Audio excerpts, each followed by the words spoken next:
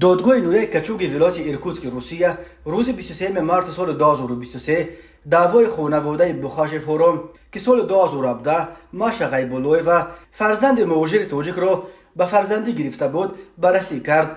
در تابستان سال 2022 دادگاه شهر ایرکوتسک قرار فرزندخانه غیبولوی و ماریا عزیزونا سال تولدش 2017 را بیکار کرده ماشا را از عائله بخاشف گرفته به مادر بیولوژیش شهروند تاجیکستان انارگل غیبولوی و برگردانیده بود. انارگل غیبولوی و ساکن نویای سینای شهر دوشنبه و شوهرش عزیز اسدوف از جماعت باغستان نویای شهر نو چند سال باز تلاش داشتند که فرزندشان را از این عائله بوریاتو پس گرفته به تاجیکستان برند، ولی بخاشف از این قرار دادگاه شکایت برده و ماشا را به تاجیکستان بردن نتوانستند. بخاشف طلب دارند که قرار از آنها گرفتن کودک را بیکار کرده ماشا را از پدر و مادر بیولوژیش گرفته به آنها برگردانند.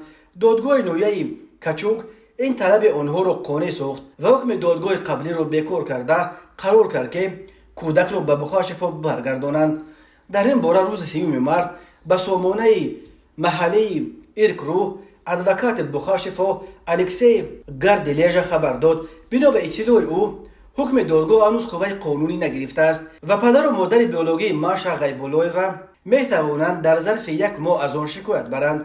گاردلیژا افزود که مکان بود و باش کنونی کودک معلوم نیست و او را تحت جستجوی فدرالی گذاشتند. از تابستان سال 2022 از زمانی که والدان کودک به سبب شکایت بخاشف فرزند خود را به تاجیکستان بردن نتوانستند، ماشا غیبولوی و با پدر و مادرش تحت حمایت کنسولگری عمومی تاجیکستان در شهر نوسیبیرسک قرار داشتند. میخائیل بخاشف پدرخوانده ماشا آن وقت گفته بود که عائله آنها که از بیفرزندی این طفل تاجیک را به فرزندی گرفته بود با قرار دادگاه راضی نیست و با جلب جامعه تلاش خواهد کرد تا ماشا را به آنها باز پس بدهند.